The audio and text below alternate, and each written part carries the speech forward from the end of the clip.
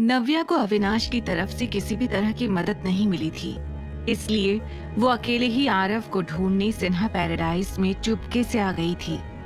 वहां पर कनिका और ऋषि की बातें सुनकर उसकी आंखें चौड़ी हो गई थी। होटल में? ऋषि ने हैरानी से कहा। हाँ, डैड ने उस आरव के बच्चे को होटल में रखा है। वो अकेला है। अगर किसी भी तरह की गड़बड़ की उसने तो भुगतना मुझे पड़ेगा। आरव का नाम सुनते ही ऋषि के तन बदन में मानो आग सी लग जाती थी। उसे एक ही झटके में नव्या का दिया धोखा याद आ जाता था। I just hate that kid. ऋषि ने दांत पीसते हुए चिढ़कर कहा। Me too. कनिका ने भी सिर हिला दिया। पर इस वक्त वो लड़का हमारी फैमिली के लिए इम्पोर्टेंट है, इसीलिए ना चाहते हुए भी मुझे उसका ध्यान रखना पड़ेगा। डैड का ऑर्डर है। ये सब कुछ सुनकर नव्या का मन कर रहा था कि वो उन दोनों का मुंह एक एक थप्पड़ के साथ बंद कर दे, लेकिन अपने बेटे को बचाने के लिए उसने खुद के गुस्से पर काबू किया। डोंट टेक स्ट्रेस, मैं भी तुम्हारे साथ चलता हूँ, कुछ सोचकर ऋषि ने कहा। ये सुनते ही कनिका के चेहरे पर बड़ी सी स्माइल आ गई। सच? तुम चलोगे मेरे साथ? That would be a huge help. Kanika ने कहा और ऋषि को हक कर लिया। इसके बाद दोनों होटल जाने के लिए घर से बाहर निकलने लगे। आरव तक पहुंचने का यही सही मौका है। मुझे जल्द से जल्द इनका पीछा करना होगा, नव्या ने खुद से कहा और उन दोनों के निकलते ही खुद भी पीछे से बाहर निकलकर आगे वाले गेट पर पहुंच गई। उसने छुपकर कनिका और ऋषि को कार से निकलते हुए देखा और उनके जाते ही तुरंत उसने एक ऑटो कर लिया। भैया, उस गाड़ी के पीछे चलिए, बस उन्हें पता न चले, नव्या ने ऑटो वाले को समझा दिया। वो होटल जाने के लिए ऋषि और कनिका के पीछे लग गई। कुछ देर बाद उसने देखा ऋषि की गाड़ी होटल गैलेक्सी के सामने रुकी। थोड़ी दूरी पर ही नव्या ने ऑटो को रुकवा दिया और वहीं पर उतर गई। वो किसी भी तरह का रिस्क नहीं लेना चाहती थी। आखिरकार बात आरव की थी। उसने उतर के देखा तो सामने एक आलीशान होटल था। पूरी तरह से अंधेरा हो चुका था, इसलिए चमचमाती लाइट्स में होटल की बिल्डिंग और भी ज्यादा खूबसूरत लग रही थी। ऋषि और कनिका इतराते हुए उसके अंदर चले गए, लेकिन जैसे ही नव्या ने उनके पीछे जाने की कोशिश की, वहां के स्टाफ मेंबर ने उसे रोक लिया। Excuse me ma'am, can I see your membership card? Staff member ने पूछा। ये सुनकर नव्या कंफ्यूज हो गई। अब सॉरी, मेरे पास कोई कार्ड नहीं है, उसने घबराकर जवाब दिया। उसकी नजर अभी भी ऋषि और कनिका पर थी। Then I'm sorry मैम, हम बिना मेंबरशिप कार्ड के आपको अंदर जाने नहीं दे सकते, स्टाफ मेंबर ने फॉर्मल तरह से कहा। इसी होटल के 5वें फ्लोर पर एक प्रेसिडेंशियल स्वीट था, जहां सिर्फ करोड़पति आकर रहते थे। आज इस कमरे में अविनाश अपने डैड रतन आहूजा और मॉम शीरीन आहूजा के साथ डिनर करने के लिए आया था। शीरीन और रतन पिछले वक्त से बिजनेस के सिलसिले में लंदन थे। कल ही वो लंदन से वापस चंडीगढ़ आए थे, इसीलिए वो सबसे पहले अपने बेटे अविनाश के साथ क्वालिटी टाइम स्पेंड करना चाहते थे। अवी, तुम्हें हमारे साथ लंदन आना चाहिए था। इट वॉज ग्रेट, शीरीन ने कहा। दिखने में स्मार्ट, एलिगेंट और क्लासी शीरीन हमेशा से वर्किंग थी। लाइफ में सब कुछ हासिल किया था, लेकिन अब उनकी बस एक ही चिंता थी, अविनाश की शादी। आई नो मॉम, लंदन जाकर भी आप मेरा पीछा नहीं छोड़ने वाली थी। मुझे पता है वहां भी किसी न किसी लड़की से मिलवाने का प्लान था आपका, अविनाश ने सैलेड खाते हुए कहा। हाँ तो माँ हूं तुम्हारी, फिक्र होती है मुझे तुम्हारी। तुम्हारे उम्र के लड़कों की शादी कब की हो चुकी है? रतन, तुम ही बोलो, मैं क्या कुछ गलत कह रही हूँ? शीरीन ने परेशान होकर कहा। शीरीन, डोंट फोर्स हिम, रतन ने प्यार से कहा। यही वजह है कि ये लड़का अब मेरी बात नहीं सुनता। अपने डैड का सपोर्ट जो मिलता है उसे। मॉम प्लीज, अविनाश ने कहा। अभी माना कि पिछले सालों में तुम काफी बिजी थे। इस कंपनी को कहां से कहां पहुंचाया है तुमने। दिन रात मेहनत की तुमने। इस दौरान तुम्हें अपनी लाइफ के बारे में सोचने का टाइम ही नहीं मिला होगा। I understand that. लेकिन अब तो सब कुछ स्टेबल है। तुम कंट्री के टॉप बिजनेसमैन में से एक हो। तुम्हारी एक अलग पहचान है। अब तुम्हें आगे के बारे में सोचना चाहिए। शिरीन ने अविनाश को समझाते हुए कहा।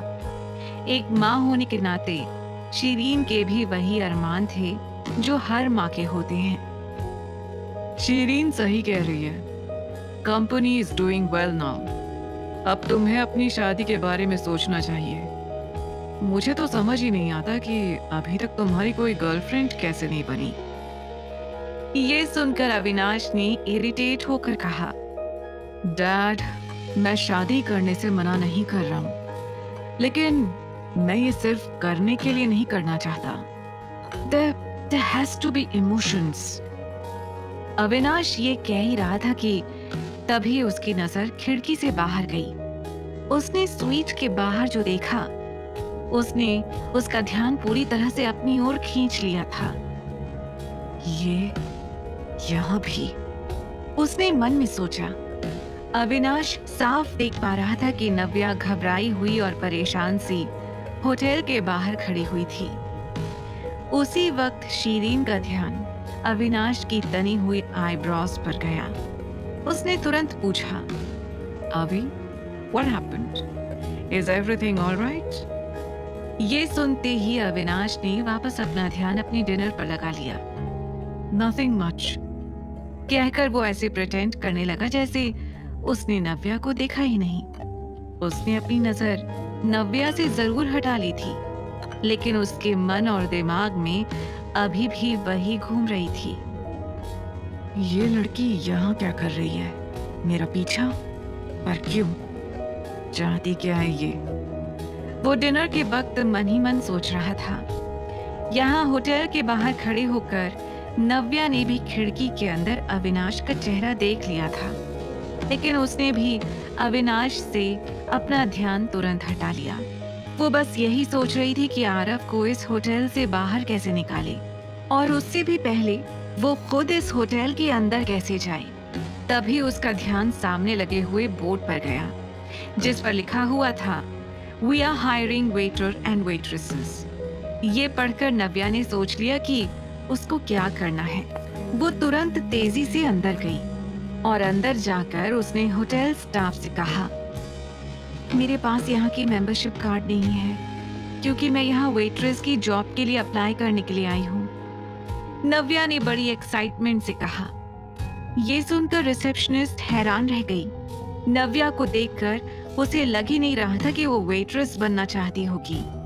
उसने असिस्टेंट मैनेजर को बुलाया, जिसने आते ही नव्या को सर से लेकर पैर तक ध्यान से देखा। आर यू श्योर तुम ये जॉब करना चाहती हो? यस सर, मुझे इस जॉब की बहुत जरूरत है, नव्या ने कहा। पर तुम्हें देखकर नहीं लगता, असिस्टेंट मैनेजर ने कहा। नव्या दिखने में इतनी ज्यादा सुंदर, स्मार्ट और एलिगेंट थी कि किसी का भी इस बात पर भरोसा कर पाना मुश्किल था। मैंने पहले भी ये काम किया है, कहकर नव्या ने एक झूठी कहानी मैनेजर को सुना दी। वो बस किसी तरह से होटल के अंदर जाना चाहती थी। मैनेजर मन ही मन सोच रहा था कि ऐसी भी क्या मजबूरी रही होगी इस लड़की की, जो इसे एक वेट्रेस की जॉब करनी पड़ रही है। बात करने पर मैनेजर को नव्या बहुत हार्ड वर्किंग और डेडिकेटेड लगी। ठीक है, तुम कल से आ सकती हो। ये सुनकर वो इतनी खुश थी कि वो चाहकर भी अपनी एक्साइटमेंट को छुपा नहीं पा रही थी। Thank you so much sir. क्या मैं आज इस होटल को अच्छे से देख सकती हूँ? मैं चाहती हूँ कि कल से मुझे यहाँ पर सब कुछ पता हो, ताकि मुझे काम करने में कोई प्रॉब्लम ना आए, नव्या ने कहा। मैनेजर ने आज तक किसी कैंडिडेट को वेटर बनने के लिए इतना एक्साइटेड नहीं देखा था। उसने तुरंत अपनी असिस्टेंट रितिका को बुलाया। रितिका, नव्या को हमारा होटल दिखा दो। रितिका और नव्या ने एक दूसरे को मुस्कुराकर देखा। दोनों वहां से होटल घूमने के लिए निकलने ही वाले थे कि तभी पीछे से मैनेजर ने आवाज लगाई। नव्या, ध्यान रहे, 5th फ्लोर पर हमारे बहुत खास गेस्ट हैं। एक बहुत रिच और पावरफुल फैमिली है। उन्हें किसी तरह का डिस्टरबेंस नहीं होना चाहिए। नव्या ने हाँ में अपने सिर को हिलाया और उसके बाद रितिका के साथ निकल गई। उसे तो बस किसी तरह से आरव तक पहुंचना था। रितिका नव्या को होटल का हर एक कोना दिखा रही थी, लेकिन उससे पहले नव्या ने भी रितिका की तरह होटल की यूनिफॉर्म पहन ली थी। रितिका अपने काम की पक्की थी, इसीलिए वो जरा सी भी लापरवाही नहीं चाहती थी। हर एक फ्लोर पर जाकर रितिका नव्या को वहां के बारे में डिटेल में बता रही थी, पर नव्या की नजरें और ध्यान तो कहीं और ही था। उसे खोया हुआ देखकर रितिका ने उससे पूछ ही लिया, Navya, are you all right? Nothing, I just wanted to ask you कि सर्वेलेंस रूम कहाँ पर है? नव्या ने लड़खड़ाते हुए सीधे मुद्दे की बात की। ये सुनकर रितिका को थोड़ा अजीब लगा। क्यों? तुम सर्वेलेंस रूम क्यों जाना चाहती हो? बस ऐसे ही। होटल का हार्ट तो सर्वेलेंस रूम ही होता है ना। किसी भी तरह की इमरजेंसी में वहीं पर जाना पड़ता है, बस इसीलिए पूछा। ओह, रितिका ने मुस्कुराते हुए नव्या को सर्वेलेंस रूम का रास्ता भी बता दिया। थैंक यू, तुम मेरे लिए इतना सब कुछ कर रही हो, नव्या ने कहा। वी आर कोलीग्स, ये तो मेरा काम है, रितिका ने कहा और फिर नव्या को होटल दिखाने में बिजी हो गई। आई एम सॉरी रितिका, मुझे तुमसे इतना बड़ा झूठ बोलना पड़ रहा है, लेकिन मेरे बेटे को ढूंढने का मेरे पास और कोई रास्ता नहीं था। नव्या मन ही मन सोच रही थी। अब जब सर्विलेंस रूम का पता चल गया था, तो नव्या होटल घूमकर अपना टाइम वेस्ट नहीं करना चाहती थी। उसने रितिका से वॉशरूम का बहाना किया और वहां से निकल गई। यहाँ अविनाश और उसकी फैमिली का डिनर पूरा हो चुका था। डिनर के बाद रतन और शीरीन घर निकल रहे थे। तुम भी हमारे साथ घर चलते, रतन ने कहा। डैड, मैंने कहा ना, एक इम्पोर्टेंट वीडियो कॉन्फ्रेंस है, मुझे यहीं से अटेंड करनी पड़ेगी। आप लोग निकलिए, मैं बाद में घर आ जाऊंगा, अविनाश ने कहा। जिसके बाद रतन और शीरीन वहां से निकल गए।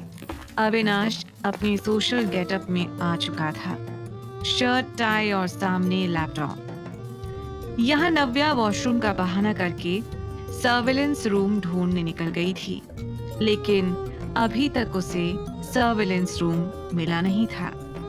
ये होटल इतना बड़ा था कि यहाँ के रास्ते बड़े कंफ्यूजिंग थे।